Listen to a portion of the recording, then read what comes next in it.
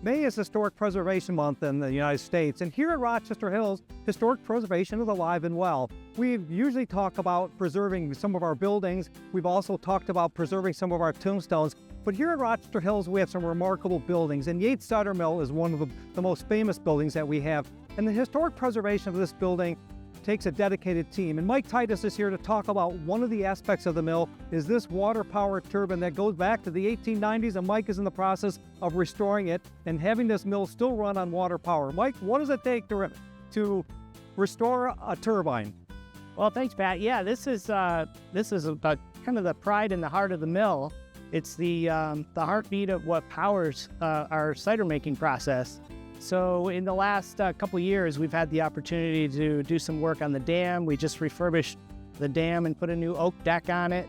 And that feeds the water to the mill. And then that water flows into the mill and into what we call the flume, which is a room with sort of a false bottom. And this turbine sits inside that flume, kind of over a hole, and it's like a bathtub drain. So you see around the perimeter, there's these gates that open or close and control the flow of the water through the turbine, and that's what powers our press.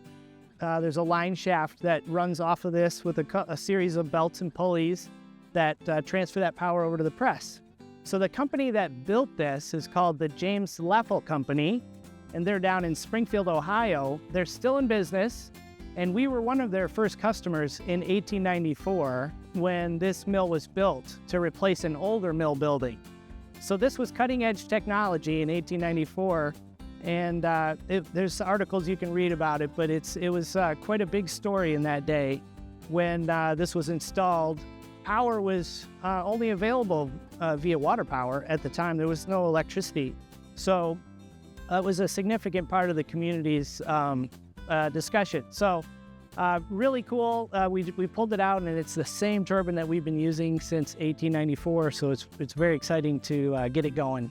Mike, what else does it take to run Yates Cider Mill to do historic preservation on the building and still have it as open to the public and as a viable business in Rochester Hills in 2024? Yeah, that's a great question. And for us, it's we really take a lot of pride in preserving the history. I tell people all the time, it makes me proud to be that next guy for a little while to keep this place going. There's so many people that have memories coming here. We hear stories all the time of a generation 3-4 times over that comes and has that same experience with their loved ones.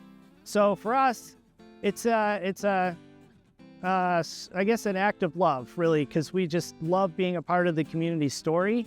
And so it's a lot of work. It does take a lot of work to keep old things going, but we just think it's important. So one of the things we just did is, in addition to refurbishing the turbine, is reconditioning the water flow under the mill. And that took us this last winter, kind of rerouting the water in a controlled way out to the backside of the mill.